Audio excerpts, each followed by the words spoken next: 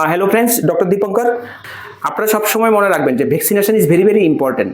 ঠিক আছে, প্রথম আমরা জন্মের পর 24 ঘন্টার মধ্যে বাচ্চাকে ভ্যাকসিন দিতে হবে, বার্থ ডোজের ভ্যাকসিনগুলো।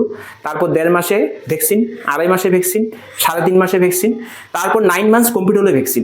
এই 1 বছরের মধ্যে গভর্নমেন্ট শিডিউলের এই ভ্যাকসিনেশনগুলো খুবই ইম্পর্টেন্ট, এগুলি অবশ্যই করাতে হবে। ঠিক আছে, তাই এটা কখনোই ভুলবেন না, কারণ ও 4 মাস হয়ে গেছে, এখন অব্দিও শুধু 1.5 মাসের ভ্যাকসিন পেয়েছে। লাস্ট ভ্যাকসিন 2 মাস আগে পেয়েছে, ওরা নাকি জানেই না। তার জন্য আমি ভিডিওটা করছি। মাঝে মধ্যে আমরা এরকম পেশেন্ট পাই। তো যখনই আপনাদের বাড়ির আশেপাশে কোনো সাব সেন্টার থাকে বা কোনো আশাকর্মী থাকে, যখন আপনাদেরকে কখনো ইনফরমেশন দেন না ভ্যাকসিনেশন জন্য, আপনারা নিজেরাই যোগাযোগ করে নেবেন। তো ভ্যাকসিনেশনের টাইম মেনটেন করে ভ্যাকসিনগুলি দিতে হবে। ঠিক আছে, ভ্যাকসিনেশন কখনোই দেরি করবেন না। ভ্যাকসিন তখনই ভালো কাজ করে যখন টাইমলি ভ্যাকসিনেশনগুলো দেওয়া হয়।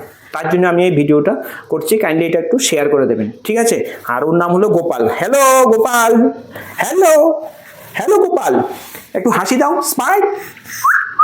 এখন একটু শুটিং চলছে, তার জন্য he is very serious. Okay, bye bye.